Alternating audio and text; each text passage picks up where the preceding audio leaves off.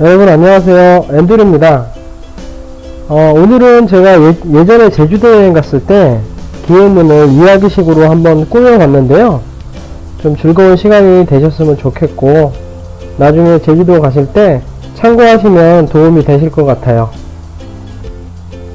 네, 이거는 제주도 지도입니다. 보시면 아시겠지만 제가 지도에다가 일출이나 일몰 그리고 1일차, 2일차 해서 각 지역의 관광지 이름하고 코스를 쭉 적어 놨는데요. 한번 캡처해 놓으셨다가 제가 설명 드릴 때마다 한번 보시면 도움이 되실 것 같아요. 이제 시작하겠습니다. 앤드류와 제주 사진 여행, 유채꽃 필 무렵. 이 경로는 저의 일정이었습니다. 참고로 이 여행은 예전에 제주에 갔었던 여행으로 바뀐 부분들도 있을 수 있사오니 참고만 해주시기 바라며 앤드류의 제주 기획문이라고 생각해도 좋습니다. 그리고 저는 그때 당시에 사진이 취미여서 출사지 중심으로 일정을 짜본 겁니다. 그래도 이쁜 장소가 많으니 이 경로로 여행하셔도 좋을 것 같습니다. 제 일정대로라면 조금 시간이 남았습니다만 근처에 더 보고 싶은 곳이 있으면 한두 군데 더 가셔도 됩니다. 제가 포토샵 실력이 없어서 그냥 그림판에서 지도를 만들었으니까 이해 부탁드릴게요. 중문단지에 롯데호텔 풍차도 갔었는데 이 지도엔 안 나타났습니다. 1일차엔 용두암 주경 찍고 서쪽으로 움직였고요. 저녁에 용두암 쪽으로 다시 와서 야경, 2일차는 동쪽의 주경입니다. 그럼 지금부터 시작하겠습니다. 편의상 지금부터 경어 사용을 하지 않고 진행하겠습니다. 이해해 주시리라 믿습니다. 네, 제주도에서 멋진 사진 포인트를 찾아보세요. 제주도를 간다고 하면 그냥 관광을 하러 놀러 가는 것이 보통이다. 나 또한 예전에 그렇게 다녔었다. 지금은 후회한다. 하지만 앞으로 다닐 때는 절대 후회하는 짓은 하지 않기로 했다.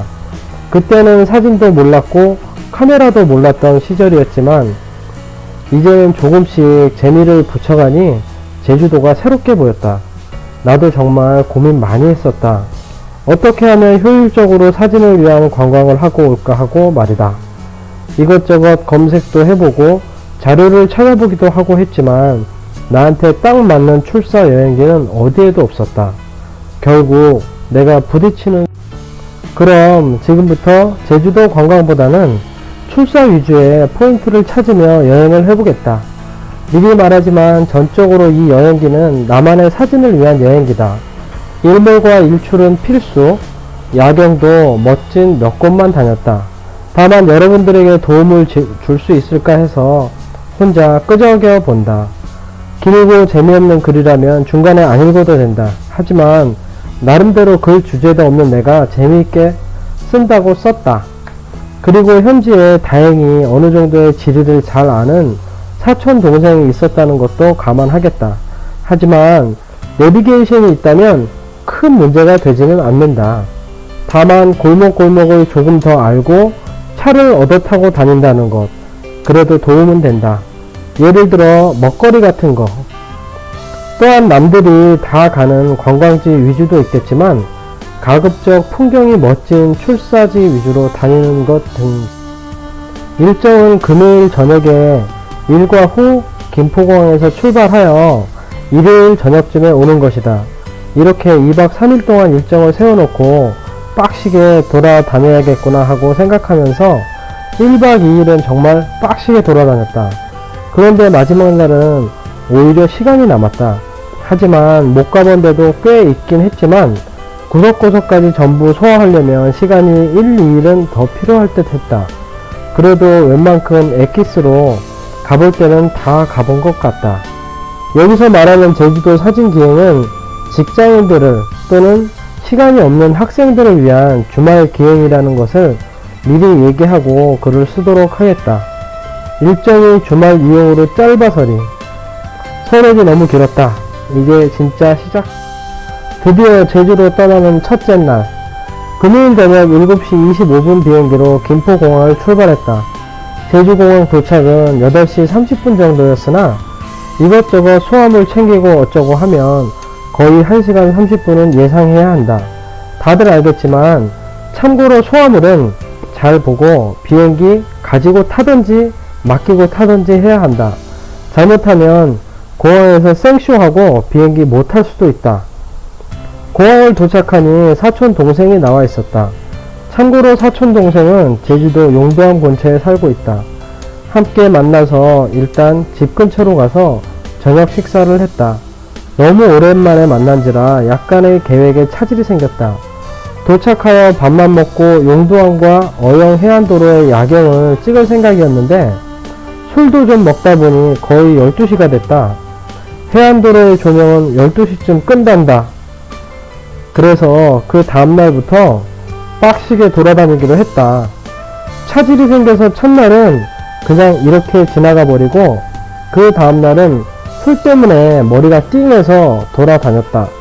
하지만 일정대로 전부 소화하면서 다녔다. 둘째 날 토요일 새벽 6시쯤에 일어났다. 일출을 가까운 곳에서 찍어보려고 용도암을 갔었다. 하지만 날씨가 아침엔 별로 안 좋았다. 그래서 그냥 용도암과 구름만 찍고 왔다. 참고로 제주도는 섬이라 그런지 보통 날씨가 수시로 변한다. 특히나 아침 저녁으로는 흐려지고 낮에는 쨍쨍한 것 같다. 그리고 아침을 먹었는데 해장국집 유명한 곳이 제주시에 있다고 갔었다. 나름대로 맛있었다.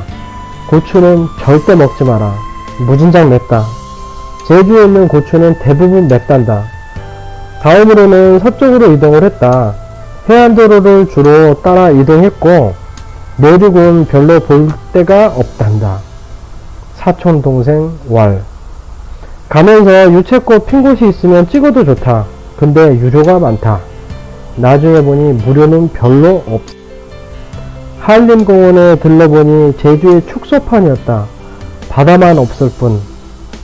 좀 헷갈리긴 하지만 맞을 거다. 하도 빡시게 돌아다녀서리. 그리고는 협재 해수욕장으로 향했다. 가보니 남태평양이 생각나는 곳이었다. 오면 더 멋있었을 텐데 시간상 할 수 없다. 이 정도로 만족해야지. 계속하여 빡시게 이동. 사진 찍을 곳을 향해서 오설록 뮤지엄으로 갔었다. 보성 녹차밭 같은 곳인데 조금은 분위기가 달랐다. 가면 나무 한 그루 딸랑 혼자 서 있는 곳이다. 녹차밭과 함께 담으면 된다. 여기서 중요한 것은 오설록에 가면 꼭 녹차 아이스크림 먹고 와라.